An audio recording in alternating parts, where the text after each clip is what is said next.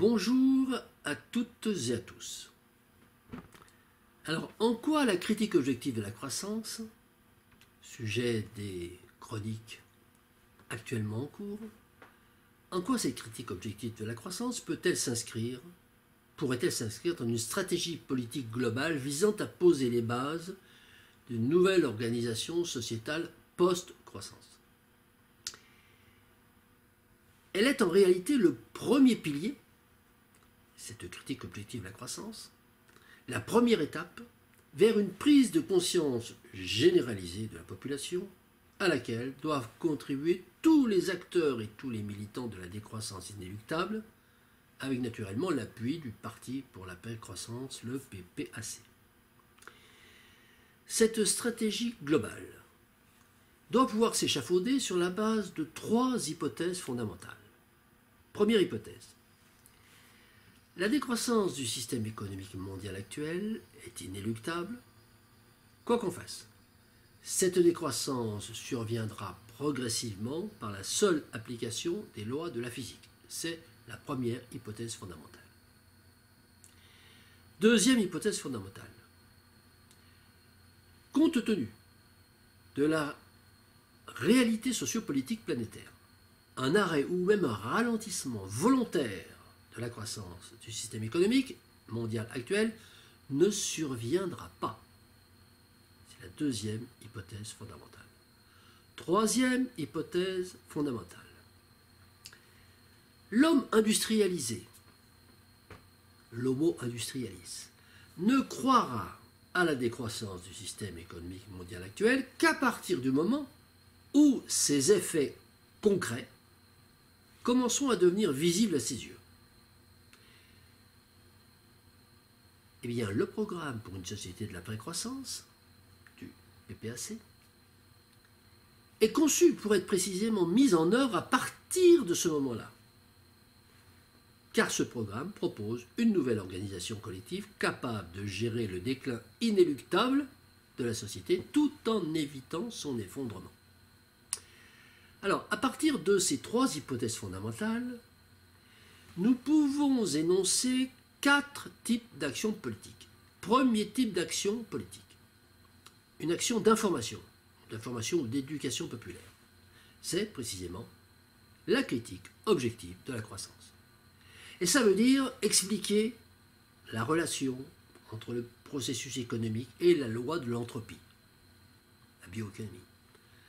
C'est également dénoncer les mythes, tous les mythes liés au problème de l'énergie. C'est également démontrer les différentes impasses de la croissance, impasses physiques, comptables, financières, sanitaires, alimentaires, culturelles, politiques. Deuxième type d'action politique, les actions de dénonciation. Nous devons dénoncer l'imposture des courants d'idées qui interprètent la décroissance comme un état stationnaire durable, géré par un modèle institutionnel qui, lui, resterait inchangé. Modèle institutionnel, c'est-à-dire le capitalisme.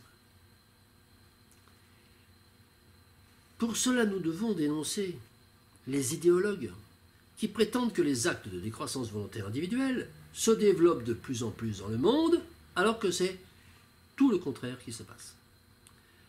Nous devons dénoncer les idéologues qui prétendent que la seule interprétation possible du terme de décroissance, c'est précisément ce type de comportement volontaire et individuel. Nous devons affirmer qu'ils sont des usurpateurs du terme de décroissance. Et puis, nous devons aussi dénoncer ces idéologues pour leur visée, il faut bien le dire, leur visée politicienne, pour leur discours démagogique, prônant une décroissance volontaire fatalement porteuse d'une joie de vivre future, mais n'ayant en réalité pour seul objet que la revendication d'avantages sursocialisants, dont, par exemple, le plus beau fleuron est la fameuse dotation financière inconditionnelle. La revendication d'avantages sociaux auprès d'un pouvoir politique restant par ailleurs inchangé quant à sa nature oligocratique et capitalistique. De ce point de vue, nous devons démontrer qu'ils sont des imposteurs politiques. Troisième type d'action, les actions de théorisation. Nous devons, en effet, expliquer la théorie de la décroissance inéluctable. Nous devons alerter les citoyens sur la décroissance inéluctable du modèle économique actuel et nous devons argumenter scientifiquement cette théorie. Ensuite, nous devons affirmer que la décroissance ne doit s'interpréter que comme une évolution inéluctable du mode de production économique actuel de l'humanité selon les lois de la physique.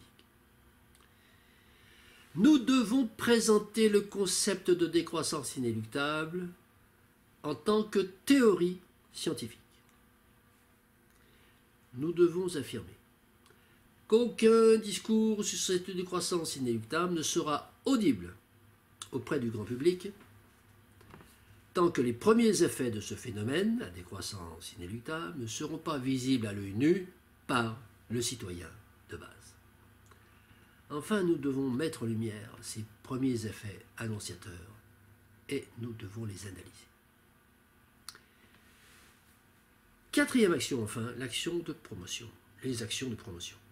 Nous devons vulgariser un programme politique, le programme pour une société de la précroissance, conçu précisément pour gérer la décroissance inéluctable ou construire le déclin.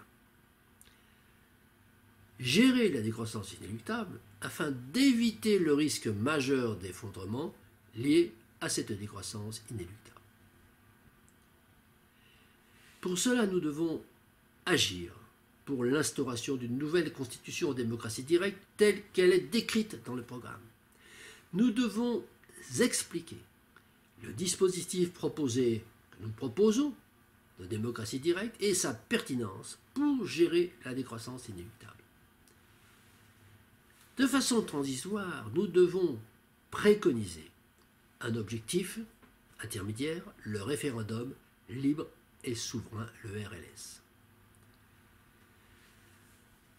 Alors pour terminer, voyons maintenant quels seraient les moyens concrets à mettre en œuvre pour accompagner ces 4 types d'actions politiques. Eh bien tout d'abord, il nous faut entreprendre de discréditer les politiciens professionnels.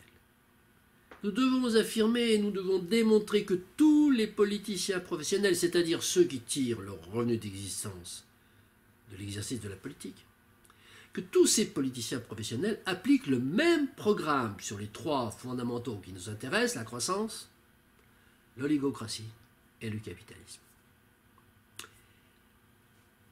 Deuxième axe, nous devons délégitimer les procédures du système oligocratique. Alors, hormis le cas très particulier de l'élection présidentielle, nous devons promouvoir l'abstention sous toutes ses formes et pour tout type d'élection, et ce, afin de contribuer à accroître le nombre de citoyens qui refusent les procédures proposées par le système en place. Troisièmement, nous devons favoriser, partout et chaque fois que c'est possible, la création d'assemblées citoyennes locales, les ACL, en attente de l'obtention du RLS, du référendum libre et souverain, qui permettrait de proposer le remplacement de la constitution actuelle par une constitution en démocratie directe. Nous devons œuvrer précisément à la création de ces assemblées citoyennes locales, les ACL, partout en France, afin d'amorcer la mise en place d'un réel pouvoir citoyen. Ainsi, nous voyons donc le rôle déterminant que doit jouer la critique objective de la croissance en tant qu'outil de prise de conscience populaire, prise de conscience non suffisante, bien entendu, pour mettre immédiatement en place une nouvelle organisation sociétale post-croissance, mais, en tout état de cause, nécessaire en tant que prérequis de connaissance et de conviction, prérequis sans lesquels les actions politiques suivantes ne pourront aboutir. ni même être entreprise. Je vous remercie.